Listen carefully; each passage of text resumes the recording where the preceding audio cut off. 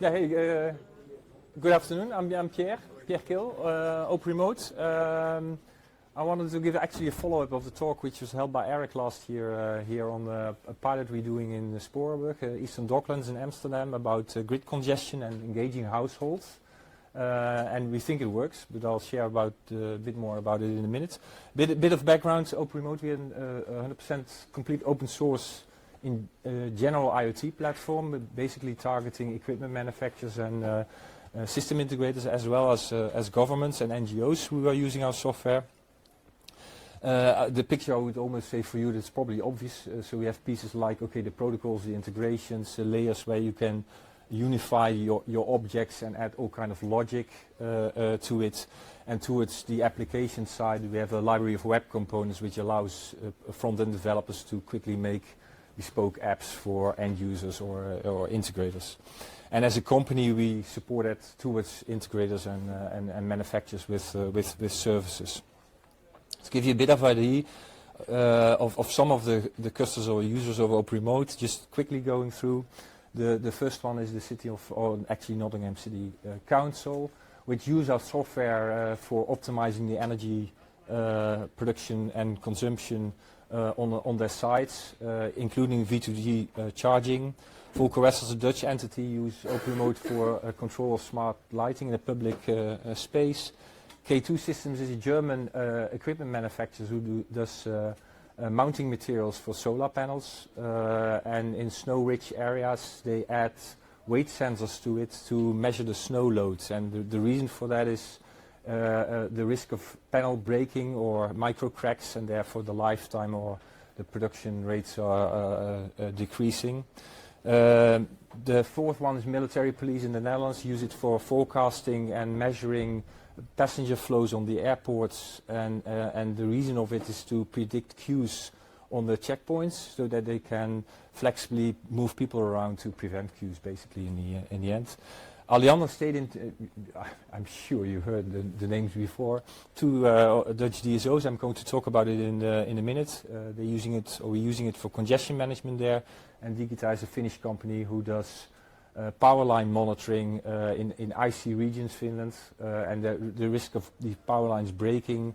So they're actively monitoring to prevent the power lines to be broken. That's really in short. We have a booth here, so really short. I want to go into the topic. You can in an AW building. Basically, a rough overview on the left side, the real world. We have all kind of APIs. We have a broker in our platform, so you can connect over MQTT. But you can also run Open Remote on premise. It's the same code base which you then run on a local instance. Create your local network, and then you can connect these gateways, multiple gateways, to a central instance of Open Remote. And in Open Remote itself, we have already mentioned that protocol integrations. We run several kind of rules solutions, so Groovy scripting, when-then flow, so the visual modeling of rules. And we have some built-in services like a map service, notification service, but you can also easily add your own specific service, of course, by using the APIs we have. And towards the front end, we have a standard manager, what we call manager UI, for let's say the expert user to configure all of this. But we also have a dashboard builder for, let's say, professional users to make dashboards for their users again. Or we have a library of web components which allow front-end developers to build specific apps for their end users. Now, going into the project, we talked about it last year. We started then the project, I think it was a couple of months in running. Now we're running them over a year, and it was about engaging households and to prove that actually you could incentivize residents, and in this case it's a district in Amsterdam with 500 households. And the typical problem in the Netherlands is there are the transformers which are getting too low in capacity. And we want to prove that we can motivate people to change their power consumption in peak congestion moments. So basically this is the story, the way we explain it to residents in the neighborhood. Say, hey, we want to introduce a solution which first of all helps you in optimizing your individual use, so align your own production with your own consumption. That's good for everybody, especially for your wallet in the end. So the lowest bill, and secondly say, well, if you can't use it yourself, use it with your give it to your neighbor. That's the basic. And by doing it, the first reason for that would be what we introduced, say, because then you would help the grid operator, because we limit the investment in future capacity. We introduced an app for that. That was the one I showed here. I'm not going to in detail. I'll show that in a minute.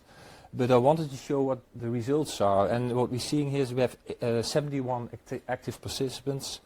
Last year in 2024 we had 48 challenges. People earned 35 to 146 euro max. So not a lot of money, but it's a nice financial incentive.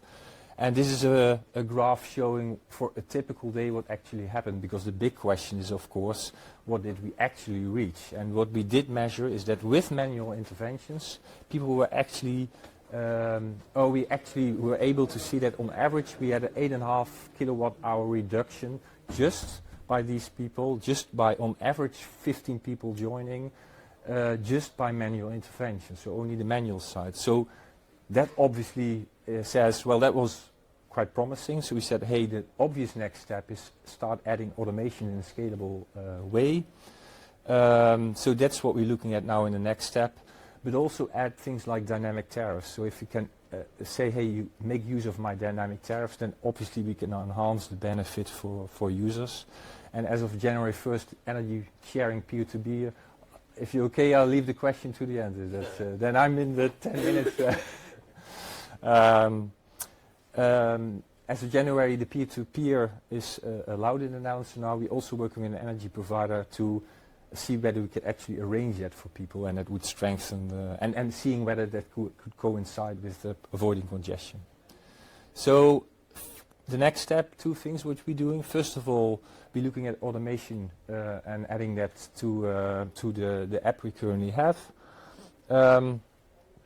Of course, we want to increase the number of participants with more communication, but also to double the incentive people are getting.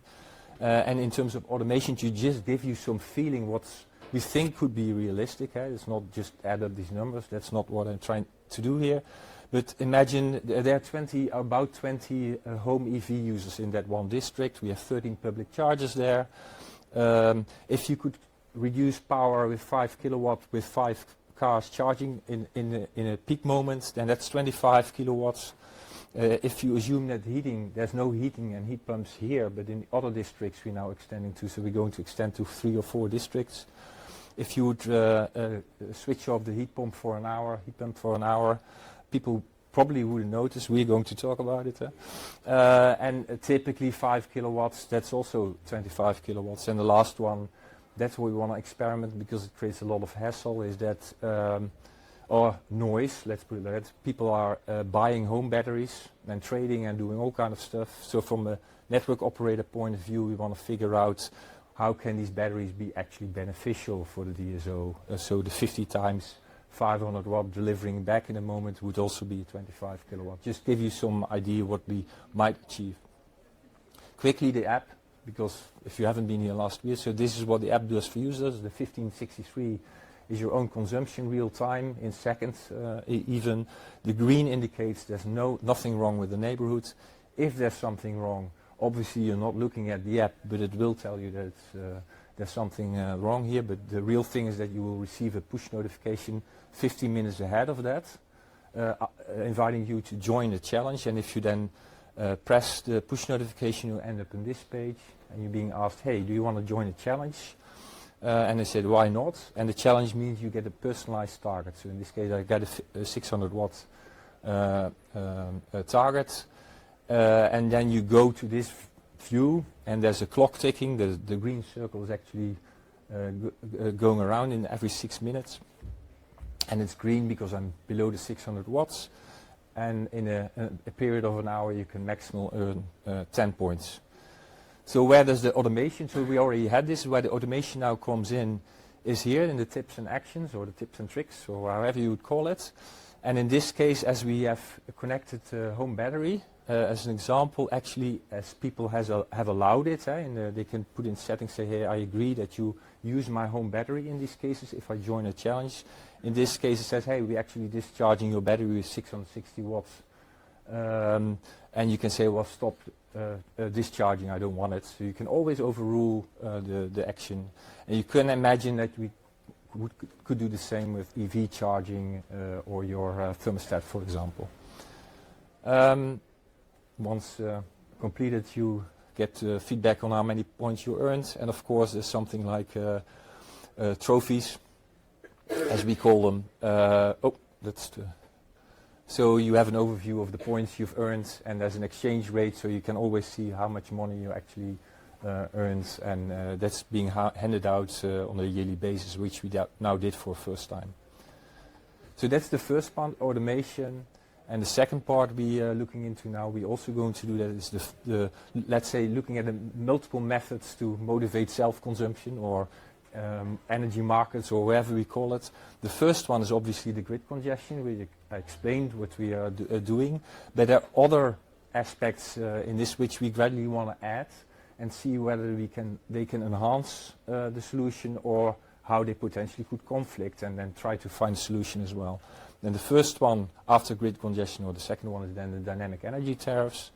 The energy sharing in the district, we're also going to add it to the solution. And the other one is maximize really self-consumption. We were talking about HEMS and really the optimization in the house. So there we're looking with OpenHAB and Home Assistant to see, hey, maybe you can do something in the house or connect to existing home automation systems. And the last one is important to share. We're doing this now in multiple districts. So we do it in Amsterdam. We're going to extend to a second district. In Arnhem, we're starting with 1 or 2 districts. And in The Hague, we're also doing it with Stedin. So we're doing the same. And the last I wanted to add here is that we're always talking about 24 hours, but we have a bigger problem, or maybe a bigger problem, and that's the seasonal aspect. So what we're also going to do, and that's what we're going to do in Arnhem in the coming years, so just to manage expectations here, is add a high temperature storage solution. And then basically do seasonal storage here. And that's my last slide. So I hope it gives you a bit of overview, and hopefully I can give you an update next year again.